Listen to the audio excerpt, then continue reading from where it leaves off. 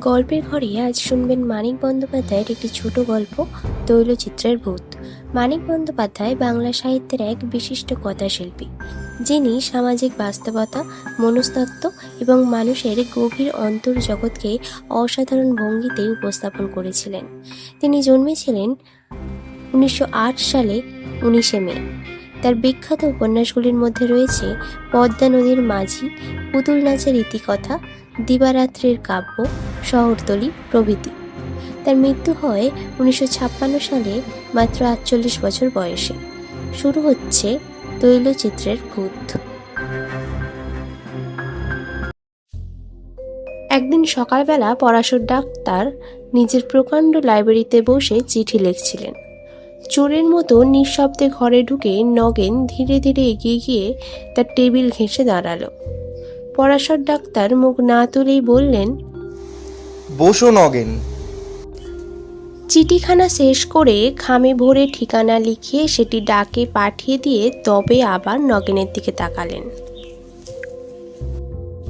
বসতে বললাম যে, এরকম চেহারা হয়েছে কেন? অসুখ নাকি? নগেন ধপ করে একটা চেয়ারে বসে পড়ল। চোরকে যেন জিজ্ঞেস করা হয়েছে সে চুরি করে কিনা। এইরকম অতিমাত্রায় বিব্রত হয়ে সে বলল, না না, অসুখ নয়। অসুখ আবার কিসের? গুরুতর কিছু ঘটেছে সে বিষয়ে নিঃসন্দেহ হয়ে পরাশর ডাক্তার দুহাতে আঙুলের ডগাগুলো একত্র করে নগেনকে দেখতে লাগলেন।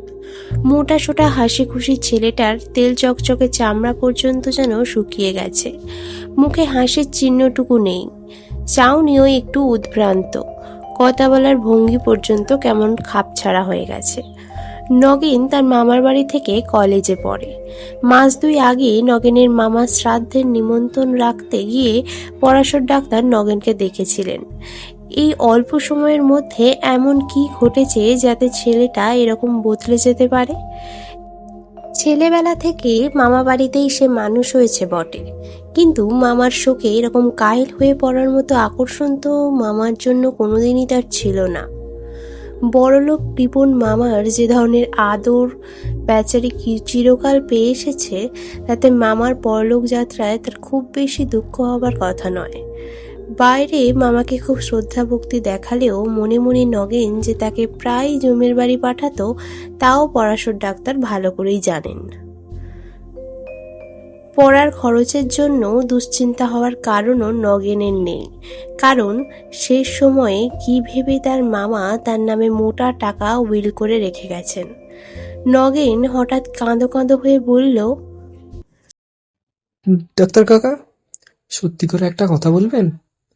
আমি কি পাগল হয়ে যাচ্ছি? তোমার মাথা খারাপ হয়ে গেছে।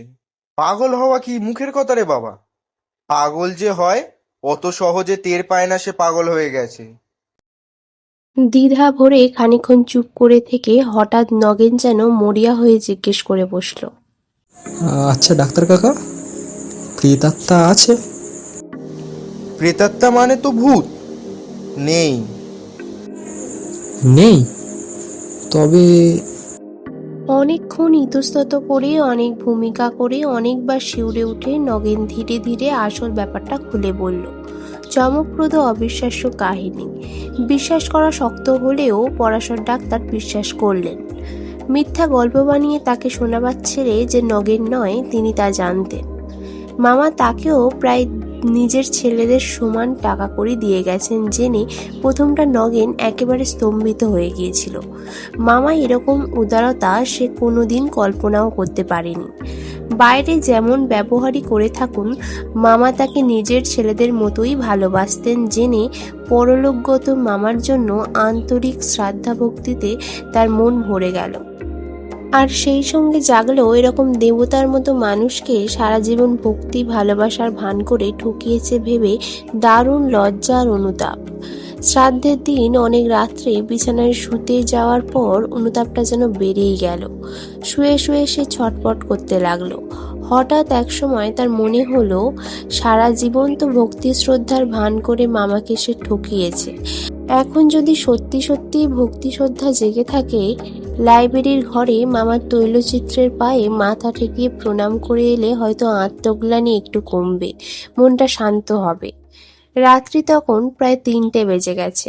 সকলে আলো লিভিয়ে শুয়ে পড়েছে। বাড়ি অন্ধকার। এত রাত্রে ঘুমানোর বদলে মামার তৈলচিত্রের পায়ে মাথা ঠেকিয়ে প্রণাম করার জন্য বিছানা ছেড়ে উঠে যাওয়া যে রীতিমতো খাপছাড়া ব্যাপার হবে সে জ্ঞান নগেনের ছিল। তাই কাজটা সকালের জন্য স্থগিত রেখে সে ঘুমোবার চেষ্টা করলো। কিন্তু তখন তার মাথা গরম হয়ে গেছে। মন একটু শান্ত না হলে সে ঘুম আসবার কোনো সম্ভাবনা নেই। কিছুক্ষণ এপাশ ওপাশ করবার পর সেটা ভালো করেই টের পেয়ে শেষকালে মরিয়া হয়ে সে বিছানা ছেড়ে উঠে পড়ল। লাইব্রেরিটি নগেনের দাদামশায়ের আমলের। লাইব্রেরি সম্পর্কে নগেনের মামার বিশেষ কোনো মাথা ব্যথা ছিল না। তার আমলে গত 30 বছরের মধ্যে লাইব্রেরিটির পেছনে একটি পয়সাও খরচ করা হয়েছে কিনা সন্দেহ আছে। আলমারি কয়েকটি অল্প দামি আর অনেক দিনের পুরনো। ভিতরগুলি বেশিরভাগ অদরকারি বাজে বইয়ের ঠাসা এবং উপরে বহুকালের ছেঁড়া মাসিকপত্র আর নানা রকম ভাঙাচোরা ঘরোয়া জিনিস গাদা করা।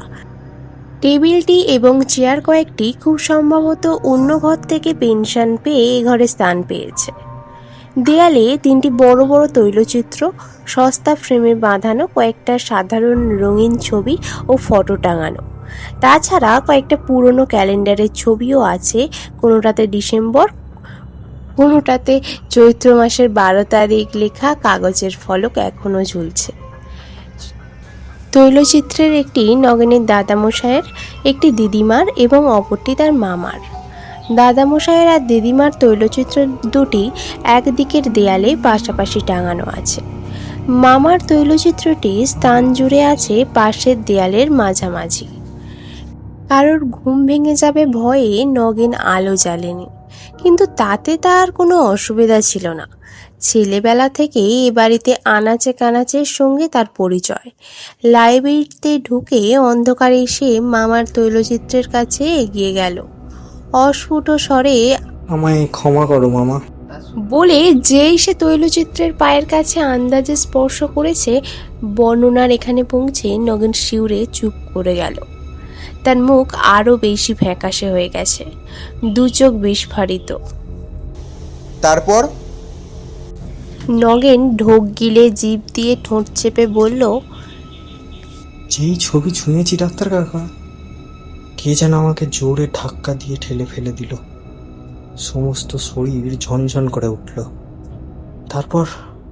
তারপর আমার আর কিচ্ছু মনে নেই। জ্ঞান হতে দেখি সকাল হয়ে গেছে। আমি মামার ছবির নিচে মেঝেতে পড়ে আছি। পরাশর ডাক্তার গম্ভীর মুখে জিজ্ঞাসা করলেন, তোমার আগে কোনোদিন ফিট হয়েছিল নগেন? নগেন মাথা নেড়ে বলল, ফিট? না, কোশমিন কালেও আমার ফিট হয়নি। আপনি ভুল করছেন ডাক্তার কাকা। এ ফিট নয়। মরলে তো মানুষ সব জানতে পারে। মামাও জানতে পেরেছেন টাকার লোভে আমি মিথ্যা ভক্তি দেখাতাম। তাই ছবি ছোঁয়া মাত্র রাগে ঘেন্নায় আমাকে ধাক্কা দিয়ে সরিয়ে দিয়েছিলেন। সবটা শুনুন আগে, তাহলে বুঝতে পারবেন। সমস্ত সকালটা নগেন মরার মতো বিছানায় পড়ে রইল। এই চিন্তাটি কেবল তার মনে ঘুরপাক খেতে লাগলো। ভক্তি, ভালোবাসায়, ছলনায় টাকা আদায় করে নিয়েছে বলে পরলোকে গিয়েও তার উপর মামার এখন জোরালো বিতৃষ্ণা জেগেছে যে তার তৈলচিত্রটি পর্যন্ত তিনি তাকে স্পর্শ করতে দিতে রাজি নন। যাই হোক, নগেন একালের ছেলে। প্রথম ধাক্কাটা কেটে যাবার পর তার মনে নানা রকম দ্বিধা সন্দেহ জাগতে লাগলো। কে জানে রাত্রে যা ঘটেছে তার নিছক স্বপ্ন কিনা।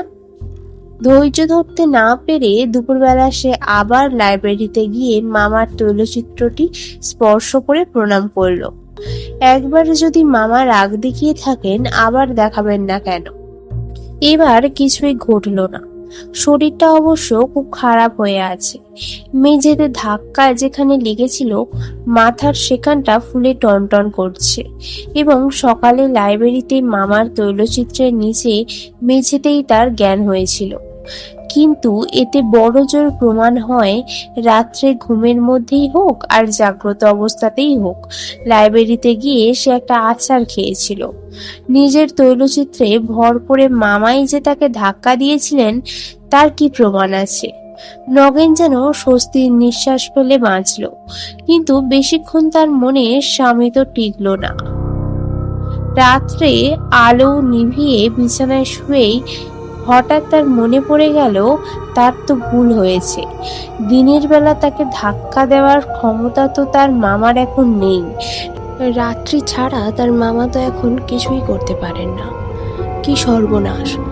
তবে তো রাত্রে আর একবার মামার তৈলচিত্র না ছুঁয়ে কাল রাত্রের ব্যাপারটাকে স্বপ্ন বলা যায় না।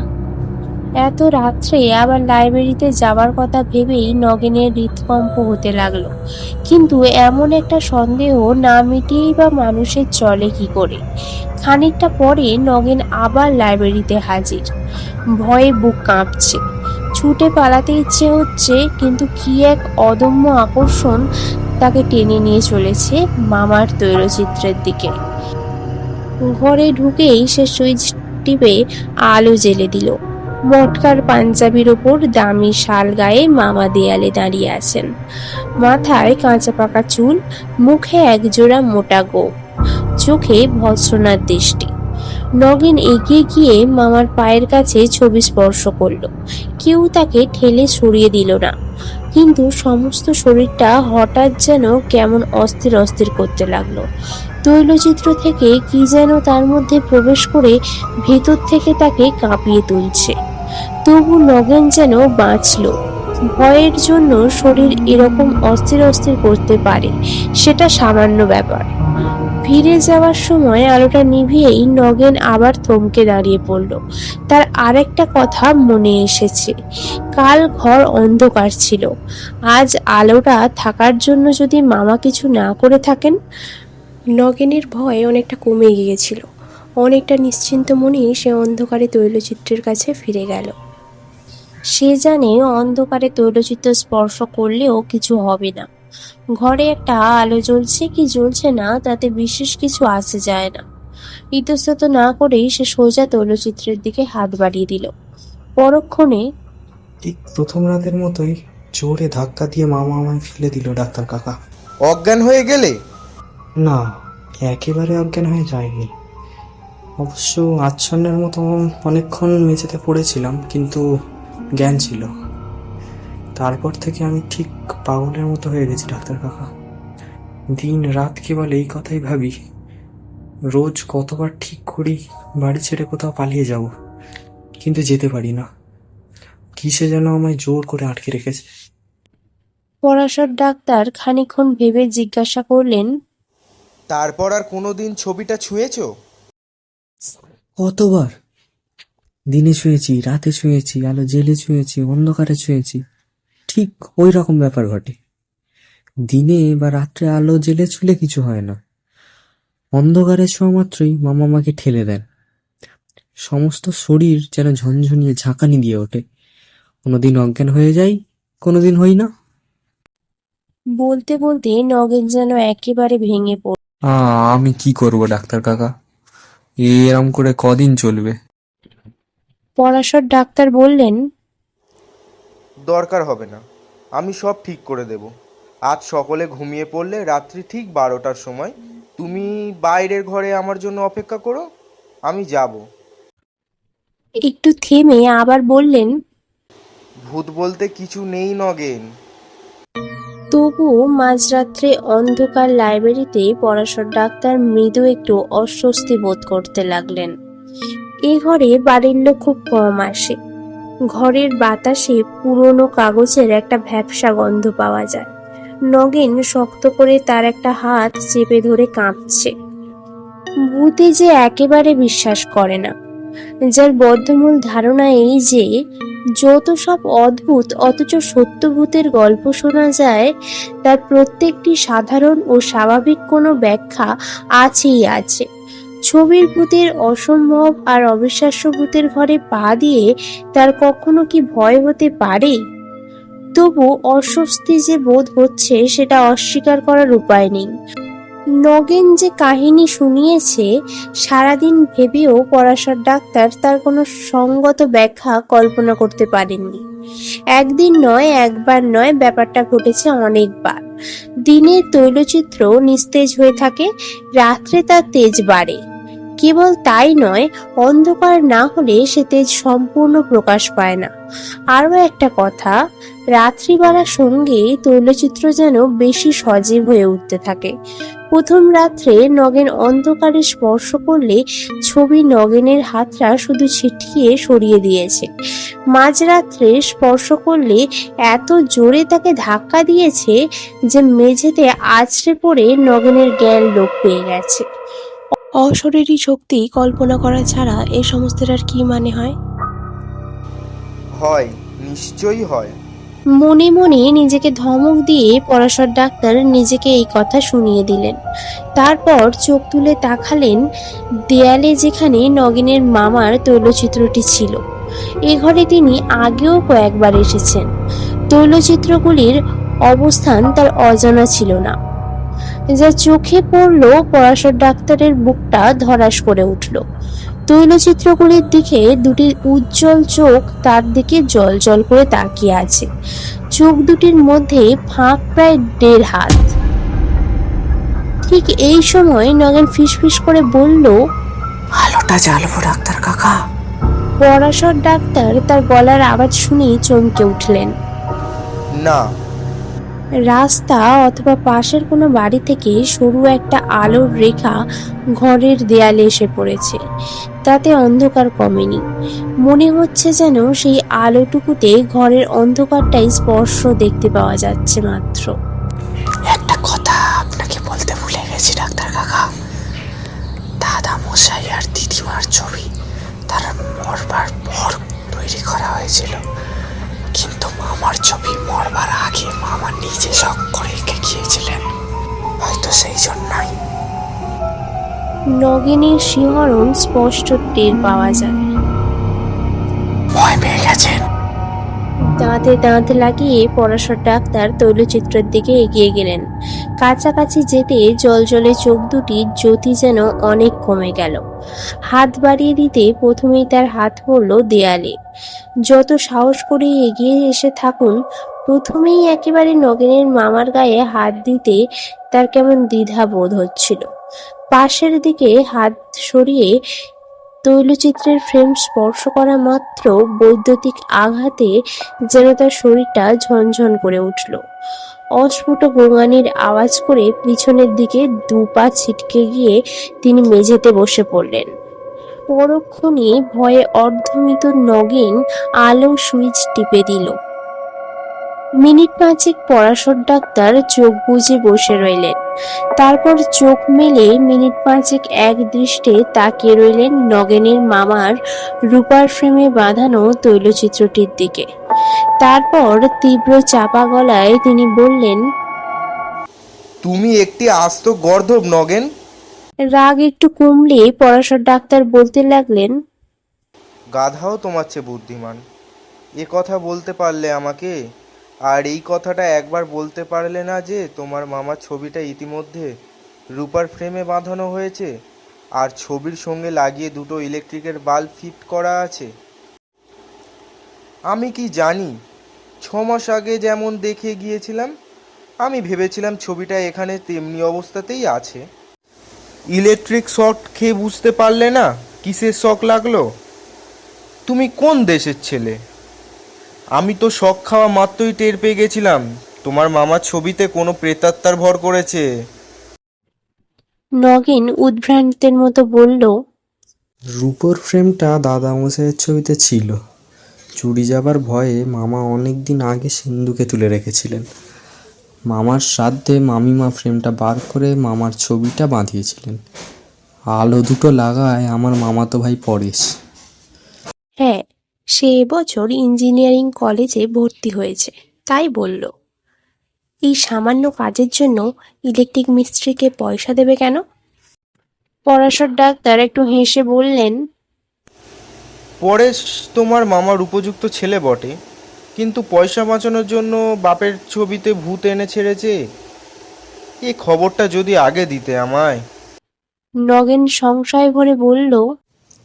কিন্তু ডাক্তার কাকা, পরাশর ডাক্তার রাগ করে বললেন। কিন্তু কি এখনো বুঝতে পারছো না? দিনের বেলা মেন সুইচ অফ করা থাকে, তাই ছবি ছুঁলে কিছু হয় না।